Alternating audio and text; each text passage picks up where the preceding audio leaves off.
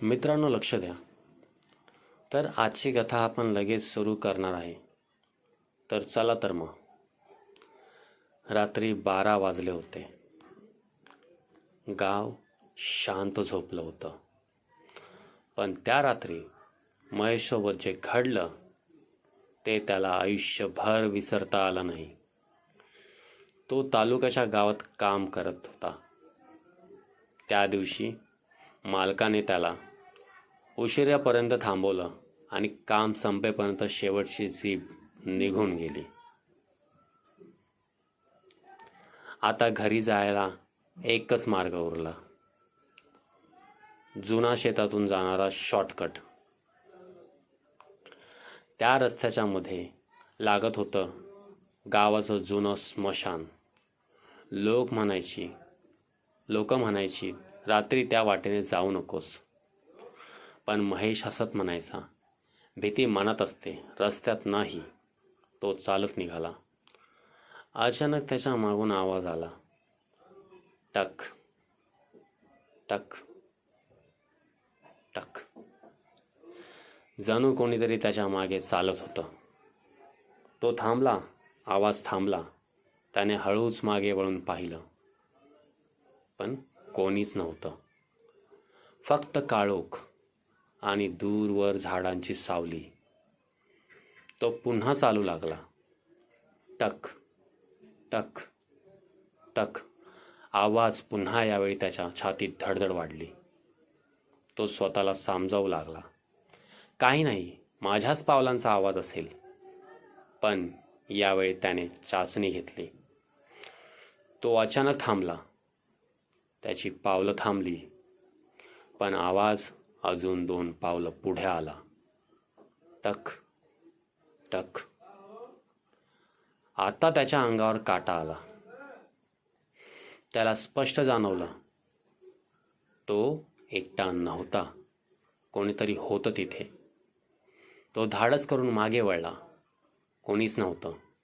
ना माणूस, ना प्राणी, ना वारा. त्याला घाम फुटला. स्मशान पूर्ण शांत. तो वेगाने चालू लागला. फक्त त्या रस्त्यावरून बाहेर पडायचं होतं.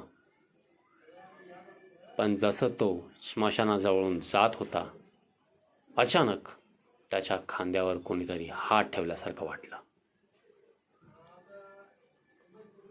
तो घाबरून मागे वळला. तिथे फक्त एक वाकडं जुनं झाड होतं. त्याची फांदी वाऱ्याने हलून त्याच्या खांद्यावर लागली होती. काही क्षण तो शांत उभा राहिला आणि स्वतःवरच हलकंसं हसू आलं. त्याला वाटलं, हा सगळा मनाचा खेळ आहे. पण तेवढ्यात आजूबाजूला पावसाची चाहूल लागली. वारा वाढला. आकाशात विजांचा कडकडाट सुरू झाला.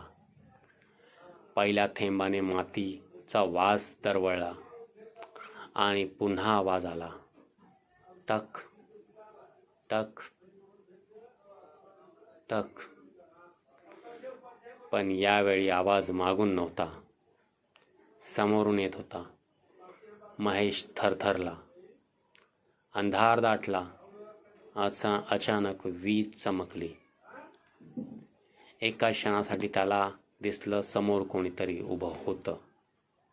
पुन्हा अंधार. त्याचा श्वास अडकला. दुसरी वीज चमकली. त्या प्रकाशात त्याला आकृती दिसली. एक माणूस स्थिर उभा. तिसऱ्यांदा वीज कडाडली आणि त्या प्रखर प्रकाशात त्याला चेहरा दिसला. तो चेहरा त्याचाच होता. डोळे मोठे उघडे, ओठावर हसू. महेश मागे सरकला. पण वीज चमकली आणि त्या प्रकाशात त्याने पुन्हा पाहिलं. समोरचा तो अजूनही हसत होता.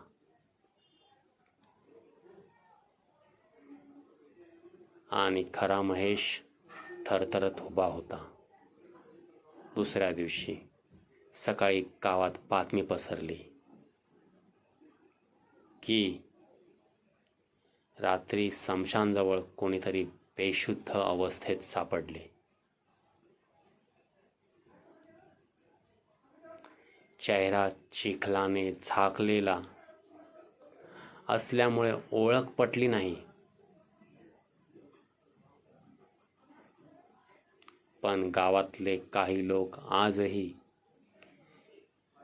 सांगतात त्या रात्री विजेच्या प्रकाशात त्यांनी स्मशानाजवळ 2 महेश उभे पाहिले होते. स्टोरी आवडली तर लाईक करा, नाही आवडली तर अनलाईक करा. जय हिंद, जय महाराष्ट्र, धन्यवाद.